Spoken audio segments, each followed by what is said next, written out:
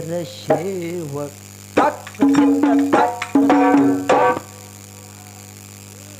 ಸಜ್ಕ ಭಾಳ ಆಗ್ಯದನ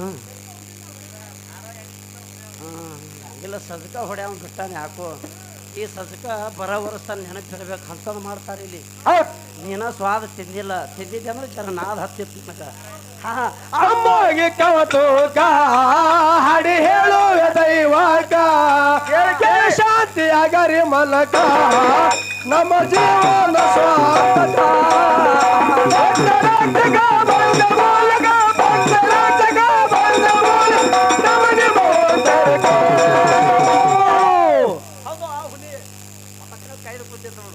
ಅಮ್ಮಗೆ ಕವತೋಗ ಹಾಡಿ ಹೇಳುವ ದೈವಕ ಶಾಂತಿಯ ಗರಿ ಮಲಕ